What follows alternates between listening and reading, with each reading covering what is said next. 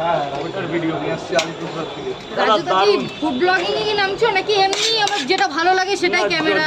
যেটা ভালো লাগে সেটাই তুলে ধরি। এখনো অনেক কিছু আছে মানুষের চোখে পড়ে না, এরকম আশ্চর্য জিনিসগুলো তুলে ধরতে চাই। কোনো ব্লগিংও না কিছু, এটাই বলছি। সভ্যতা বিবর্তন বলেও কিছু আছে, ওগুলোই মানুষের মধ্যে তুলে ধরে। ঐতিহাসিক কিছু যেগুলো মানুষ এখনো জানে না।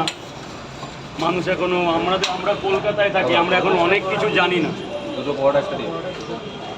70 টাকা স্যার, এগুলোই মানুষের মধ্যে তুলে ধরতে, যে মানুষ জানুক আরও কিছু।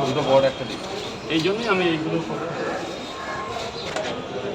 2টো পরোটা, একটা সেদ্ধ ডিম, 2টো পরোটা, একটা সেদ্ধ ডিম, একটু আপেল, আর এক জায়গায় 50 টাকা দেবেন স্যার। Only 50, 30-20, only 50। আগে খাবেন, ভালো লাগবে, তারপর টাকা স্যার। এই চিনলে 3টে করে 2 জায়গা, একটা করে সেদ্ধ ডিম, মাত্র 80 টাকা দেবেন স্যার। কুসুমটা ভেতর থেকে বেরিয়ে গেছে, দিয়ে দিয়েছি। 3টে করে 2 জায়গা, একটা করে সেদ্ধ ডিম, মাত্র 80 টাকা।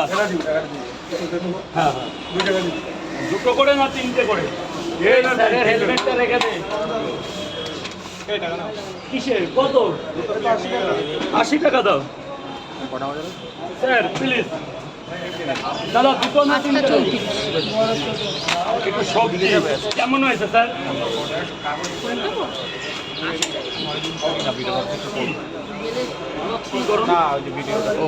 এই যে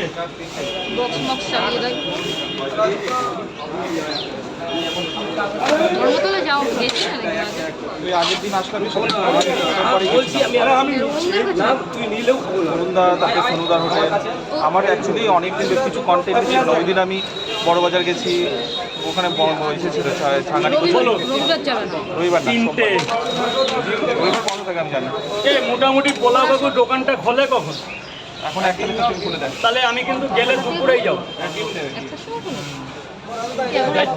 দোকান করে পজিশন। কালকেও রাতে ফোন করেছিল যে রাজুদাকে একবার নিয়ে আসো না, মানে অনেক বারবার করে বলছো। দোকানের পজিশন হ্যাঁ ঠিক, কারণ পিছনে ওই পিঙ্কু দাঁড়ি থাকে না, ওই যে স্যার বলুন সরু সরু আলুর দম আর ইসে অরিন্দম দা এসেছিল ডিবা পিঙ্ক। উনিই তো ফিতে কাটলো। ওনার যে মুখের অবস্থা, একদম কথাও বলতে পারে না ঠিক করে।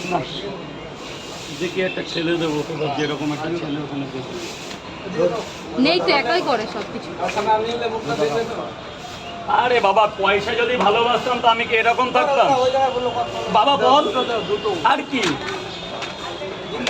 ব্যাস এই তো। বলতে না বললে আমি কি করে দেবো দাদা ভাই? যাও ভেতরে। আপেল বলবে দাও, পিঁয়াজটা এখানে চলে না, কলকাতা তো। বলো দাদা আর কি বলো? 2 परोठे एक अंडा, 2 पराठा, सही बोल रहे हैं। 2 परोठे।